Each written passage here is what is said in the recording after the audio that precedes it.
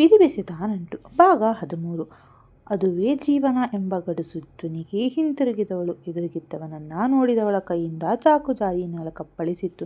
ಮುಂದೆ ಕಾರಿನ ಸ್ಟೇರಿಂಗ್ ಹಿಡಿದವನ ಮನ ಸಂತಸದ ಹೊನಲಾಗಿತ್ತು. ಅವನಿಗೂ ತಿಳಿಯದು ಅದ್ಯಾಕೆ. ನಾನು ಮಧುನ ನೆನಪಿಸಿಕೊಂಡಾಗ ನನ್ನ ಮನಸ್ಸಿಗೆ ಏನೋ ಒಂದು ಮಧುರಾನುಭೂತಿ ಕಾಡೋಕೆ ಶುರುವಾಗುತ್ತಲ್ಲ ಎಂದು.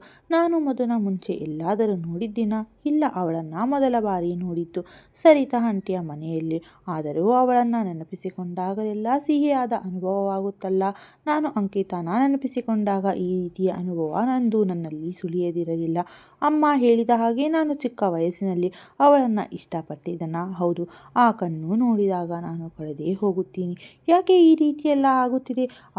ನಾನು ಇಷ್ಟಪಡುತ್ತಿದ್ದೀನ ಅಥವಾ ಕನಿಕರನ ಎಂದು ಯೋಚಿಸತೊಡಗಿದ.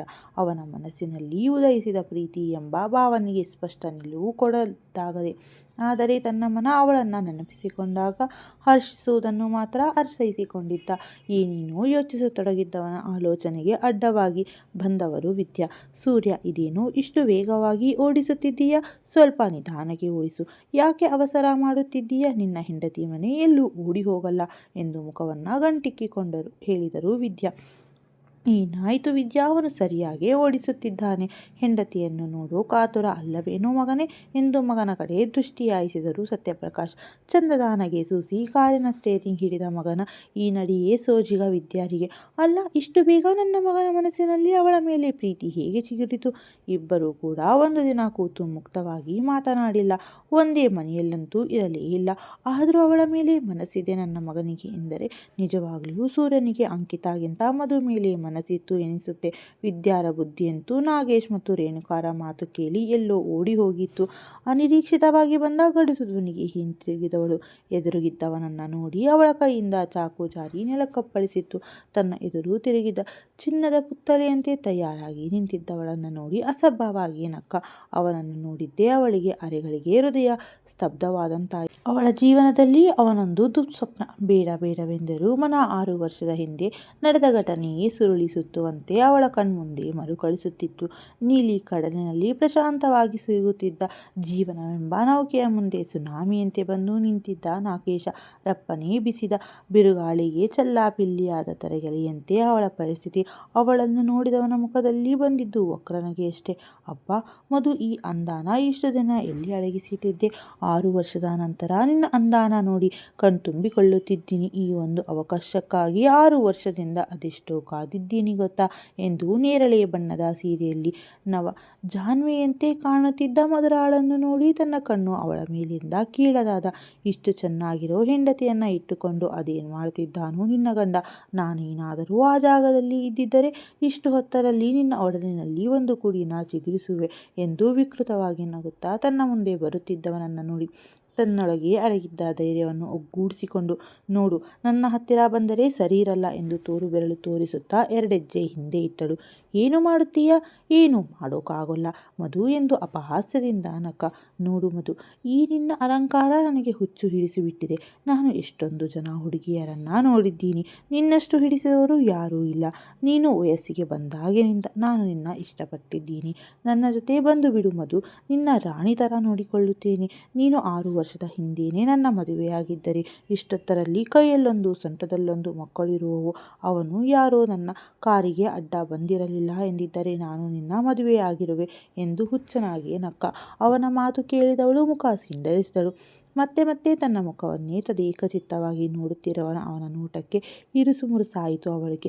ಇವನಿಗೆ ಹೆದರಿಕೊಂಡರೆ ಮತ್ತೆ ಹೆದರಿಸುತ್ತಾನೆ ಎಂದು ಮನದಲ್ಲಿ ಧೈರ್ಯವನ್ನು ಒಗ್ಗೂಡಿಸಿಕೊಂಡು, ಹೇ, ಮನೆಯಿಂದ ಹೋಗು ಆಚೆ ಎಂದು ಬಾಗಿಲ ಕಡೆ ಬೆರಳು ತೋರಿಸಿದಳು.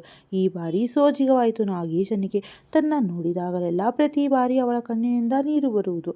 ಆದರೆ ಇಂದು ಧೈರ್ಯವಾಗಿ ತನ್ನ ಜೊತೆ ಮಾತನಾಡುತ್ತಿರುವುದನ್ನು ನೋಡಿ, ಏನೇ ನನ್ನ ಏಕವಚನದಲ್ಲಿ ಕರೆಯುತ್ತಿದ್ದೀಯಾ? ಏನೋ ನೋಡೋದಕ್ಕೆ ಸ್ವಲ್ಪ ರೂಪವಂತೆ ಎಂದು ಸಲಹೆ ಕೊಟ್ಟಿದ್ದಕ್ಕೆ ನನ್ನೇ ಹೋಗೋ ಎನ್ನುವಷ್ಟರ ಮಟ್ಟಿಗೆ ಬಂದಿದ್ದೀಯಾ ನೀನು? ಹೋಗೋ ಎಂದಾಕ್ಷಣ ಹೋಗೋದಕ್ಕೆ ನಾನು 6 ವರ್ಷದಿಂದ ಕಾಯುತ್ತಿದ್ದಿದ್ದು. ಯಾವಾಗಲೂ ಆ ನಿನ್ನ ಹಿಂದೆ ನಿನ್ನ ಬಾಲ ವೈಷ್ಣವಿ ಇರೋಳು. ಮನೆಗೆ ಬಂದರೆ ನಿಮ್ಮ ದೊಡ್ಡಮ್ಮ ಇಲ್ಲ ಯಾರಾದರೂ ಒಬ್ಬರು ಇದ್ದೇ ಇರೋರು. ನೀನೊಬ್ಬಳೇ ಒಂಟಿಯಾಗಿ ಸಿಗುವುದು ಕಷ್ಟವಾಗಿತ್ತು. ಅದರಲ್ಲಿಯೂ ನೀನು ಒಂಟಿಯಾಗಿ ಸಿಕ್ಕರೂ ಈ ಅವಕಾಶವನ್ನು ನಾನು ಎಂದೂ ಬಿಡುವುದಿಲ್ಲ ಎಂದು ಅವಳ ಮುಂದೆ ಬಂದವನೇ ಅವಳ ಮುಡಿಯನ್ನು ಗಟ್ಟಿಯಾಗಿ ಹಿಡಿದನು. ಬಿಡು ಮಾವ, ದಯವಿಟ್ಟು ನನ್ನ ಬಿಟ್ಟು ಬಿಡು, ನನಗೆ ಮದುವೆಯಾಗಿದೆ, ಈ ರೀತಿ ನನಗೆ ಹಿಂಸೆ ಕೊಡಬೇಡ ಮಾವ. ಅವಳ ಧ್ವನಿಯಲ್ಲಿ ಕೋರಿಕೆ ಇತ್ತು. ಬಿಡೋದಕ್ಕಲ್ಲ ನಾನು ಈ ಕೈಯನ್ನು ಹಿಡಿದಿರೋದು ಎಂದು ರಭಸವಾಗಿ ಅವಳ ಮುಡಿಯನ್ನು ಜೋರಾಗಿ ಹಿಡಿದನು. ಬಿಡೋ ಎಂದು ಅವನ ಕೈಯನ್ನು ಬಿರುಸಾಗಿ ತಳ್ಳಿ ಅಡುಗೆ ಮನೆಯಿಂದ ಹೊರಗೆ ಹೋಗಬೇಕು ಎಂದು ಹೋಗುತ್ತಿದ್ದವಳ ಕೈಯನ್ನು ಬಲವಾಗಿ ಎಳೆದು ಅವಳ ಕೈ ನುಂಚಿ ಅವಳ ಕೈಯನ್ನು ಅವನ ಬೆನ್ನಿನ ಹಿಂದೆ ನಲುಚಿ, ಏನೇ ನನ್ನ ಮುಂದೇನೆ ಪೊಗರು ತೋರಿಸುತ್ತೀಯಾ? ನೀನು ನಕರ ಮಾಡಿದರೆ ನಕರ ತೋರಿಸಿ ಬಿಡುತ್ತೀನಿ ಎಂದು ಅವಳ ಮುಖದ ಬಳಿ ಮುಖ ತಂದವನ ಕೆನ್ನೆಗೆ ರಪ್ಪೆಂದು ಬಾರಿಸಿದಳು. ನನ್ನ ಕೆನ್ನೆಗೆ ಬಾರಿಸಿದವಳ ಕಡೆ ಉಗ್ರವಾಗಿ ನೋಡುತ್ತಾ, ಎಷ್ಟು ಧೈರ್ಯ ನಿನಗೆ ನನ್ನ ಕೆನ್ನೆಗೆ ಹೊಡೆಯುತ್ತೀಯಾ ಎಂದು ಅವಳ ಕೆನ್ನೆಯನ್ನು ಗಟ್ಟಿಯಾಗಿ ಒತ್ತಿ, ನೀನು ಮಾತ್ರ ಸುಮ್ಮನೆ ಬಿಡುತ್ತೀನಿ ಎಂದುಕೊಂಡಿದ್ದೀಯಾ ಎಂದು ತನ್ನ ಒರಟು ಕೈಗಳಿಂದ ಅವಳ ಸೊಂಟ ಬಳಸಿದ. ಬಿಡು ಮಾವ ಎಂದು ಕೊಸರಿದಳು. ಈ ಬಾರಿ ಅವಳ ಕಣ್ಣಿನಿಂದ ನೀರು ಜಾರಿತ್ತು.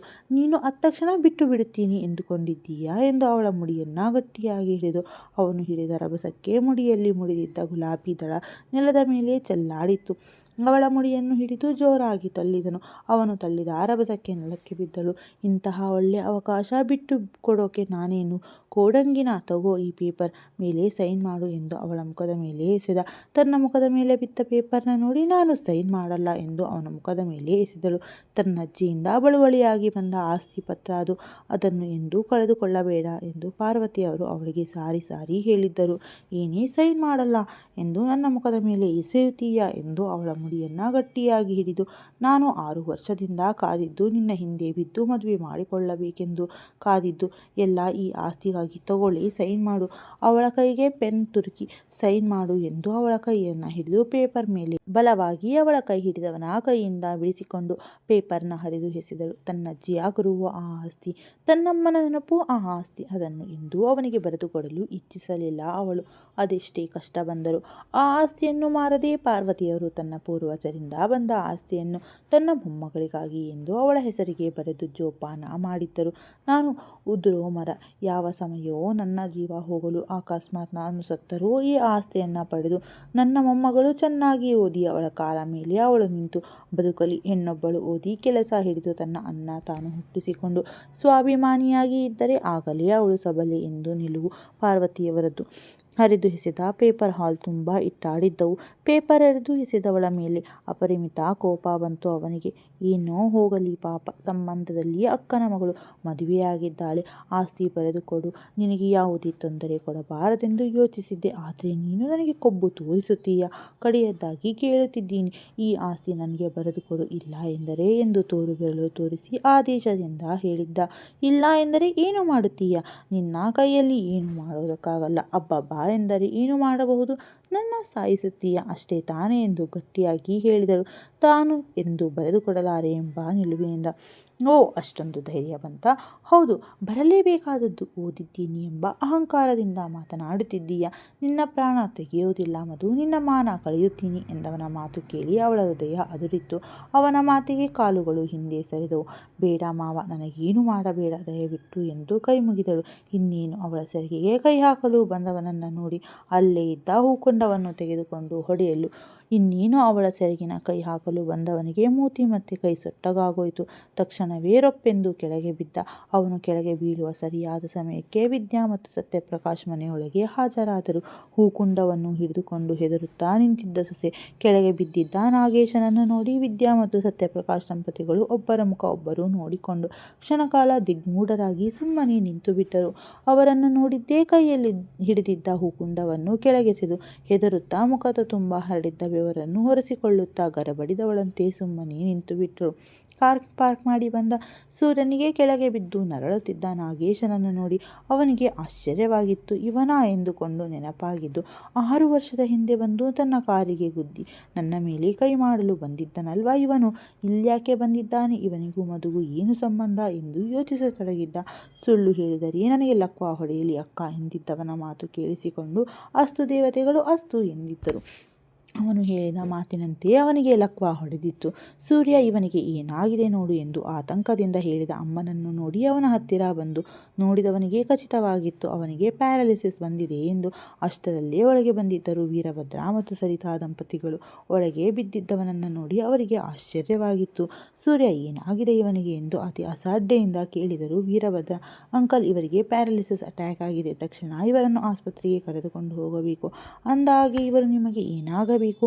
ಅತಿ ಕುತೂಹಲದಿಂದ ಕೇಳಿದನು. ಅವನಿಗೆ ಹೊರತುಪಡಿಸಿ ಎಲ್ಲರಿಗೂ ತಿಳಿದಿತ್ತು ಅವನು ಯಾರೆಂದು. ಅವನು ಮಧು ಮಾವ ಸೂರ್ಯ ಎಂದವರ ಕಡೆ ಅತಿ ಆಶ್ಚರ್ಯದಿಂದ ನೋಡಿದ. ಅವನು ತಿಳಿದ ಪ್ರಕಾರ ಅವಳಿಗೆ ಯಾವ ಬಂಧುಗಳಿರಲಿಲ್ಲ ಎಂದು ಭಾವಿಸಿದ್ದ.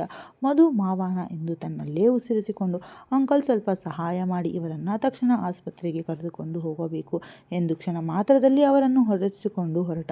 ಒಂದು ಮಾತನಾಡದೆ ನಿಂತಿದ್ದ ಅತ್ತೆಯನ್ನು ನೋಡಿ ಆತಂಕವಾಯಿತು ಅವಳಿಗೆ. ಮತ್ತೆ ಏನಾದರೂ ನನ್ನ ಬಗ್ಗೆ ತಪ್ಪು ತಿಳಿದುಕೊಂಡರೆ ಎಂದು ಸುಮ್ಮನೆ ನಿಂತು ಬಿಟ್ಟಳು. ವಿದ್ಯಾ, ಬನ್ನಿ ಕುಳಿತುಕೊಳ್ಳಿ ಎಂದು ವಿದ್ಯಾರನ್ನು ಕೂರಿಸಿ, ಮಧು ಹೋಗಿ ಒಂದು ಲೋಟ ನೀರು ತೆಗೆದುಕೊಂಡು ಬಾ ಎಂದು ಅವಳನ್ನು ಒಳಗೆ ಕಳುಹಿಸಿದರು. ವಿದ್ಯಾ ಅವನು ಮಧು ಮಾವ ಎಂದು ಮುಂದೆ ಮಾತನಾಡಲು ಬಂದ ಸರಿತಾರನ್ನು ತಡೆದು, ಏನು ಮಾತನಾಡಬೇಡಿ ಸರಿತಾ ಎಂದು ಎದ್ದು ಹೊರಗೆ ಹೊರಟರು. ವಿದ್ಯಾ ಮುಖ ಗಂಟಿಕ್ಕಿಕೊಂಡು ಮಾತನಾಡಿದ್ದು ನೋಡಿ ಸರಿತಾರಿಗೆ ಬಹಳವೇ ಸೋಜಿಗವಾಗಿತ್ತು.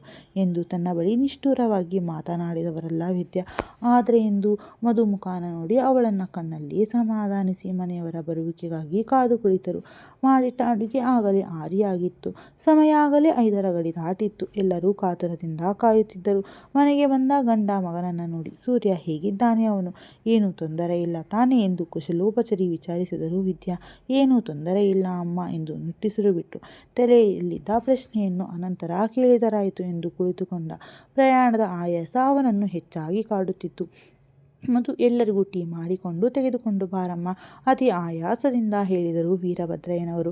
ಬೆಳಗ್ಗೆಯಿಂದ 2 ಬಾರಿ ಆಸ್ಪತ್ರೆಗೆ ತಿರುಗಿ ಸೂರ್ಯ ಎಂಬ ವಿದ್ಯಾರಗಡಿಸು ಧ್ವನಿಗೆ ಬೆಚ್ಚಿದರು ಎಲ್ಲರೂ. ಯಾಕಾಗಿ ವಿದ್ಯಾ ಕಿರುಚರೆಂದು ತಿಳಿಯಲಿಲ್ಲ. ಯಾಕೆ ವಿದ್ಯಾ ಎಂದು ಪತ್ನಿಯ ಕೋಪದ ಮುಖವನ್ನು ನೋಡಿದರು. ಕೇಳಿದರು ಸತ್ಯಪ್ರಕಾಶ್. ರೀ ಬನ್ರಿ, ಎದೋಳು ಸೂರ್ಯ, ಮನೆಗೆ ಹೋಗೋಣ. ಇಲ್ಲಿದ್ದು ಏನೇನು ಮಾಡಬೇಕು? ಅವರ ಮಗಳನ್ನು ಅವರ ಮನೆಯಲ್ಲೇ ಇಟ್ಟುಕೊಳ್ಳಲಿ. ಸ್ವಂತ ಮಾವ ಬುದ್ಧಿ ಹೇಳೋದಕ್ಕೆ ಬಂದರೆ ಅವನಿಗೆ ಹೊಡೆಯೋಕ್ಕೆ ಹೋಗೋ ಸೊಸೆ ನಮಗೆ ಬೇಡ ಎಂದ ವಿದ್ಯಾರನ್ನು ನೋಡಿ ಎಲ್ಲರೂ ಎದ್ದು ನಿಂತರು. ವಿದ್ಯಾ, ಯಾಕೆ ಈ ರೀತಿ ಮಾತನಾಡುತ್ತಿದ್ದೀಯಾ?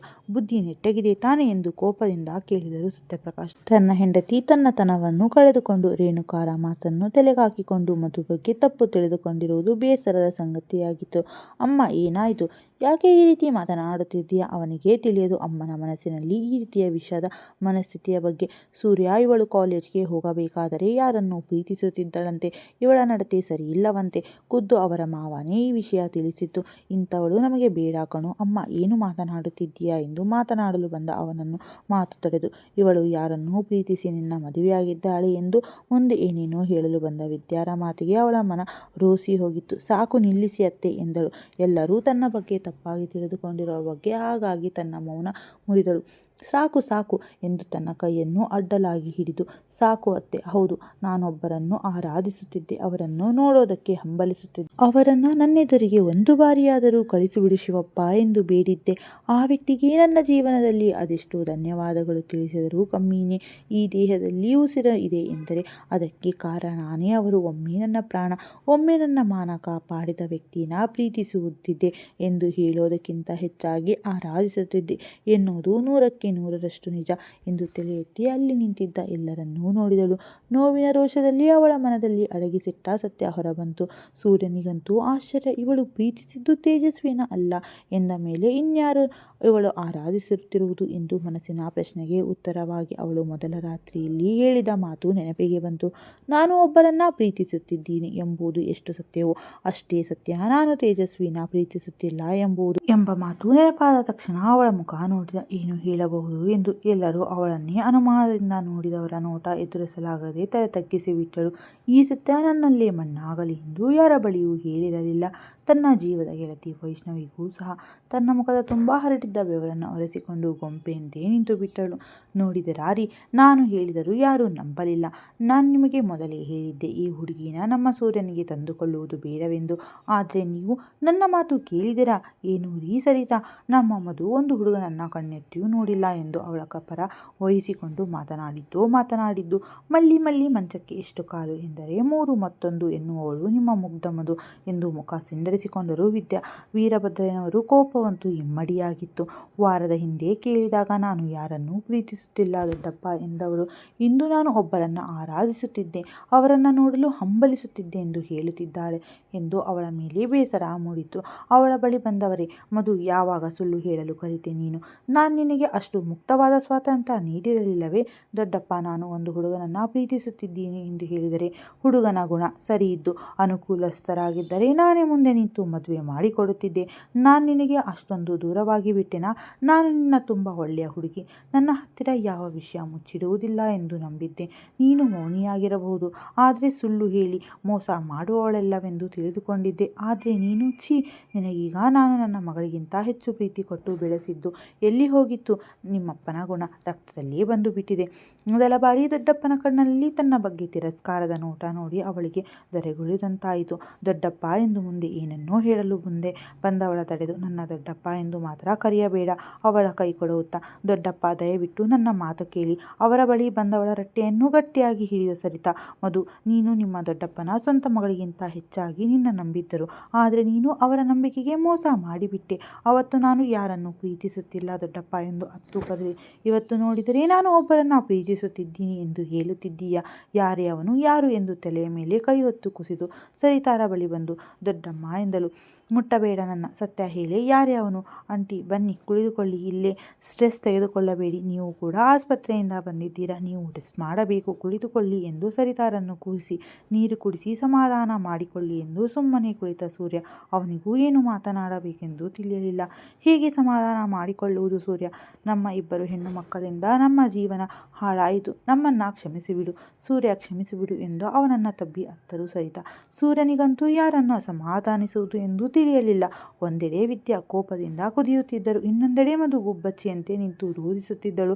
ಆಸ್ಪತ್ರೆಯಲ್ಲಿ ಅದೆಷ್ಟೋ ಮಾನಸಿಕ ರೋಗಿಗಳಿಗೆ ಚಿಕಿತ್ಸೆ ನೀಡುವುದಕ್ಕಿಂತ ಇವರನ್ನು ಸಮಾಧಾನಿಸುವುದೇ ಅವನಿಗೆ ಕಷ್ಟಕರವಾಗಿತ್ತು.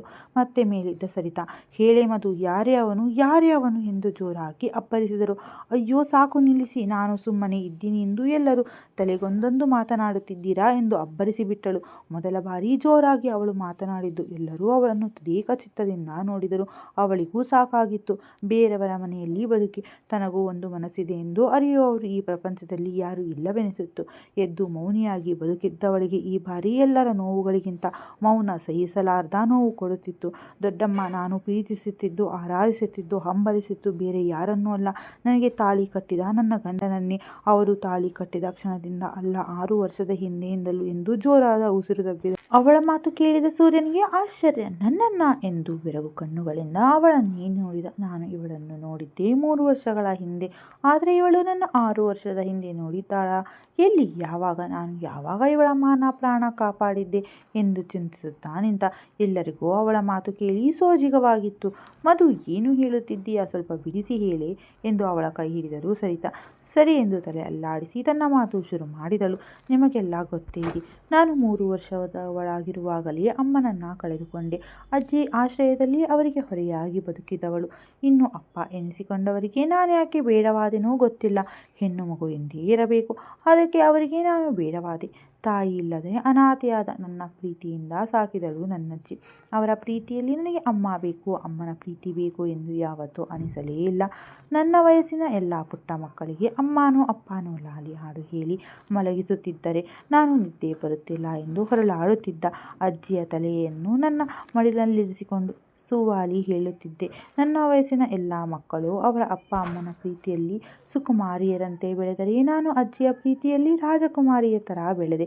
ಬೇಸಿಗೆ ರಜಾ ಬಂತು ಎಂದರೆ ನನ್ನ ಸರಿ ಸಮನಾದ ವಯಸ್ಸಿನ ಎಲ್ಲ ಹೆಣ್ಣು ಮಕ್ಕಳು ಒಳ್ಳೊಳ್ಳೆ ಬಟ್ಟೆ ಹಾಕಿಕೊಂಡು ಬೀದಿ ಬದಿಯಲ್ಲಿ ಕುಂಟೆ ಬೆಲ್ಲೆ ಕಣ್ಣಾ ಮುಚ್ಚಾಲೆ ಎಂದು ಆಟವಾಡುತ್ತಿದ್ದರೆ ನಾನು ಅಜ್ಜಿಯ ಹಿಂದೆ ಅಂಚಿ ಪೋರಿಗೆ ಅಂಚಿ ಕಡ್ಡಿ ತರಕ್ಕೆಂದು ಕಾಡು ಮೇಡು ಅಲಿಯುತ್ತಿದ್ದೆ.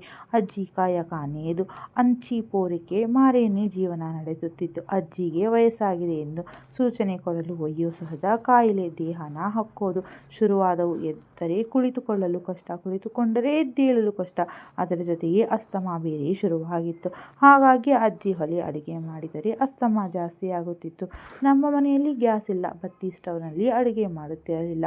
ಸೀಮೆ ಎಣ್ಣೆ ಘಮ ಅಜ್ಜಿಗೆ ಆಗಿ ಬರುತ್ತಿರಲಿಲ್ಲ. ಅಜ್ಜಿಗೆ ಅಸ್ತಮ ಯಾವಾಗ ಶುರುವಾಯಿತೋ ಅಲ್ಲಿಂದ ಅಡುಗೆ ಮಾಡೋ ಕೆಲಸ ಆಡೋ ವಯಸ್ಸಿನ ಹುಡುಗಿಯಾದ ನನ್ನ ಮೇಲೆ ಬಿತ್ತು. ಅಡುಗೆ ಮಾಡೋದು, ಪಾತ್ರೆ ತೊಳೆಯೋದು, ಕಸ ಗುಡಿಸೋದು, ಬಟ್ಟೆ ಒಗೆಯೋದು, ಅದರ ಜೊತೆ ಪ್ರತಿದಿನ ಹಂಚಿ ಕಡ್ಡಿ ತರಲು ಕಾಡಿಗೆ ಹೋಗಬೇಕಿತ್ತು. ಈ ಎಲ್ಲ ಕೆಲಸಗಳ ಮಧ್ಯೆ ಒಂದು ಆಟನೂ ಆಡದೆ ಸದ್ದಿಲ್ಲದೆ ಸಾಗಿಯಾಗಿತ್ತು ನನ್ನ ಬಾಲ್ಯ. ನನ್ನ ಎಲ್ಲ ಗೆಳತಿಯರು ಅವರು ಊರಿಗೆ ಹೋಗಿ ಬಂದ ಅನುಭವ ಹೇಳುತ್ತಿದ್ದರೆ ನನಗೆ ನೆಂಟರಿಲ್ಲ. ಯಾವ ಅನುಭವ ಹೇಳಲಿ? ಕಡೆ ಪಕ್ಷ ತಂದೆ ಪ್ರೀತಿ ಹೇಗಿರಬಹುದೆಂದು ಕೂಡ ನನಗೆ ತಿಳಿದಿರಲಿಲ್ಲ. ಇರೋ ಒಬ್ಬ ಅತಿಥಿ ಎಂದರೆ ಅದು ದೊಡ್ಡಪ್ಪ. ವರ್ಷದಲ್ಲಿ ಒಂದು ಬಾರಿ ಬರೋ ದೊಡ್ಡಪ್ಪ ಎಂದರೆ ಅದೇನೋ ಖುಷಿ. ಯಾಕೆಂದರೆ ನನಗೆ ಹೊಸ ಬಟ್ಟೆ ತಂದು ಕೊಡುತ್ತಾರೆ ಎಂದು. ಇನ್ನು ನನಗೇನಾದರೂ ಬೇಕಾದರೆ ತಂದು ಕೊಡುತ್ತಿದ್ದು ಮಾವ ಎಂದರೆ ತುಂಬ ಇಷ್ಟ. ಅವರಲ್ಲಿ ನಾನು ತಂದೆ ಪ್ರೀತಿ ಕಾಣುತ್ತಿದ್ದೆ. ಹೇಗೆ ಸಾಗುತ್ತಿತ್ತು ನನ್ನ ಜೀವನ? ಹೂವೊಂದು ಅರಳುವಂತೆ ನಾನು ನಿಧಾನಕ್ಕೆ ಪ್ರೌಢಾವಸ್ಥೆಗೆ ಬಂದೆ. ಅಲ್ಲಿಂದ ಅಜ್ಜಿ ನನ್ನ ಹೊರಗಡೆ ಕಳಿಸುವುದನ್ನೇ ಕಡಿಮೆ ಮಾಡಿದ್ದಳು. ಹಾಗೆ ಮಾವನ ಬಳಿ ಮಾತನಾಡಬೇಡ ಎಂದು ಎಚ್ಚರಿಕೆ ಕೊಡೋರು. ಮಾವನ ಪ್ರೀತಿಯಲ್ಲಿ ಕಪಟ ಹುಡುಕೋ ಬುದ್ಧಿಯಾಗಲಿ ವಯಸ್ಸಾಗಲಿ ನನ್ನದಾಗಿರಲಿಲ್ಲ.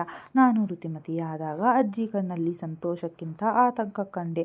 ನಾನು ಋತುಮತಿಯಾಗಿದ್ದೆ. ಅಜ್ಜಿ ಮೈಯೆಲ್ಲ ಕಣ್ಣಾಗಿಸಿಕೊಂಡಳು. ಮೊದಲಿನಂತೆ ಯಾರಲ್ಲೂ ಮಾತನಾಡಲು ಬಿಡುತ್ತಿರಲಿಲ್ಲ. ಎಲ್ಲವುದಕ್ಕೂ ನಿರ್ಬಂಧ ಹೇರುತ್ತಿದ್ದಳು. ಬರುತ್ತಾ ಮಾವನ ವರ್ತನೆಯಲ್ಲಿ ಬದಲಾವಣೆಗಳನ್ನು ಕಂಡೆ. ನೀರು ಅಥವಾ ಟೀನೋ ಕೊಡಬೇಕಾದರೆ ಬೇಕೆಂದೇ ಕೈಯನ್ನು ಮುಟ್ಟುವುದು. ಒಬ್ಬಳೇ ಇದ್ದಾಗ ತಬ್ಬಿಕೊಳ್ಳಲು ಬರುವುದು. ಅವನ ಕಣ್ಣೋಟ ನನ್ನ ದೇಹದ ಮೇಲೆಲ್ಲ ಎಲ್ಲೆಂದರಲ್ಲಿ ಅಲ್ಲಿ ಹರಿಯಲು ಶುರುವಾಯಿತು. ದೇವರು ಎಲ್ಲ ಹೆಣ್ಣು ಮಕ್ಕಳಿಗೂ ಗಂಡಸರ ನೋಟದಲ್ಲಿ ಅವರು ನೋಡುತ್ತಿರುವ ದೃಷ್ಟಿಕೋನ ಯಾವ ರೀತಿಯದ್ದು ಎಂದು ತಿಳಿದುಕೊಳ್ಳೋ ಶಕ್ತಿ ಕೊಟ್ಟಿರುತ್ತಾನೆ ಎಂದು ನನಗೆ ಆವಾಗ ತಿಳಿಯೋದಕ್ಕೆ ಶುರುವಾಯಿತು. ನನ್ನ ಜೀವನದಲ್ಲಿ ಮೊದಲ ಬಾರಿ ಅಮ್ಮ ಬೇಕೆನಿಸಿತ್ತು. ಇಂತಹ ಸೂಕ್ಷ್ಮ ವಿಷಯಗಳನ್ನು ಹೇಳಿಕೊಳ್ಳೋದಕ್ಕೆ ಸರಿಯಾದ ವ್ಯಕ್ತಿ ಎಂದರೆ ಅದು ಅಮ್ಮನೇ. ಆ ಕ್ಷಣ ತುಂಬ ಅತ್ತೆ. ಈ ವಿಷಯ ಅಜ್ಜಿಗೆ ಹೇಳೋದಕ್ಕೆ ಯಾಕೋ ಮನಸ್ಸೇ ಬರಲಿಲ್ಲ. ಮಾಯವ ಯಾವಾಗಲೂ ಅಜ್ಜಿ ಜೊತೆ ಜಗಳ ಮಾಡೋನು. ನಿನ್ನ ಮೊಮ್ಮಗಳನ್ನು ನನಗೆ ಕೊಟ್ಟು ಮದುವೆ ಮಾಡು ಎಂದು. ಆಗ ನನ್ನ ಮೊಮ್ಮಗಳನ್ನು ಹಾಳು ಬಾವಿಗೆ ತಳ್ಳುತ್ತೇನೆ. ನಿನ್ನಂತಹ ಕಚ್ಚೆ ಹರುಕನಿಗೆ ಕೊಡುವುದಿಲ್ಲ ಹೋಗೋ ಎಂದು ಅಬ್ಬರಿಸುತ್ತಿದ್ದಳು. ಅಲ್ಲಿಂದ ನನಗೆ ಮಾವನ ನೋಡುವುದಕ್ಕೆ ಭಯವಾಯಿತು. ಹೇಗೆ ದಿನ ಕಳೆದವು. ಆದರೆ ಮಾವನ ನೋಟ ಮಾತ್ರ ಬದಲಾಗಲಿಲ್ಲ. ಅವತ್ತೊಂದು ದಿನ ಭಾನುವಾರ. ಆಗಷ್ಟೇ ದ್ವಿತೀಯ PUC ಪರೀಕ್ಷೆ ಶುರುವಾಗಿದ್ದವು. ಮುಂದಿನ ವಾರನೇ ಯುಗಾದಿ ಹಬ್ಬ ಎಂದು ಮನೆಯೆಲ್ಲ ಧೂಳು ಕೊಡುವಿ ಎಲ್ಲ ಸ್ವಚ್ಛ ಮಾಡುವುದರಲ್ಲೇ ಗಂಟೆ 12 ಬಾರಿಸಿತ್ತು. ಅಜ್ಜಿ ಊಟ ಮಾಡಿ ಮಾತ್ರೆ ತೆಗೆದುಕೊಂಡು ಮಲಗಿಬಿಟ್ಟರೆ ಪಕ್ಕದಲ್ಲಿ ಬಂಡೆ ಬಿದ್ದರೂ ಎಚ್ಚರವಾಗುತ್ತಿರಲಿಲ್ಲ. ಅವತ್ತು ನನ್ನ ಬುದ್ಧಿ ಕೈ ಕೊಟ್ಟಿತ್ತು ಎನಿಸುತ್ತೆ. ಬರೀ ಬಾಗಿಲನ್ನು ಮುಂದೆ ಮಾಡಿ ಸ್ನಾನ ಹೋದೆ. ಸ್ನಾನ ಮಾಡಿ ಬಟ್ಟೆ ತೊಟ್ಟು ಹಿಂದೆ ತಿರುಗಿ ನನ್ನ ರೂಮಿಗೆ ಬಾಗಿಲ ಬಳಿ ನಿಂತಿದ್ದ ಮಾವನ ಕಾಣಿಸಿದ. ಅವನನ್ನು ನೋಡಿದ್ದೇ ನನ್ನ ಹೃದಯ ಬಡಿತವೇ ನಿಂತೋಯ್ತು.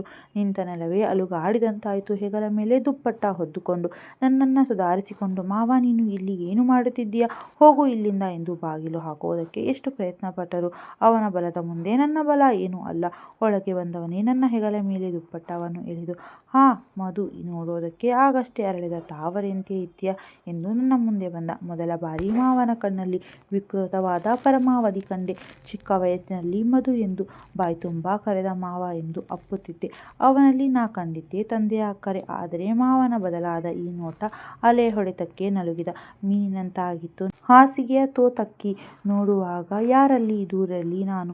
ಬೇಡ ಮಾವ, ನನಗೇನು ಮಾಡಬೇಡ ದಯವಿಟ್ಟು ಎಂದು ಒಂದೊಂದು ಹೆಜ್ಜೆ ಹಿಂದೆ ಇಟ್ಟೆ.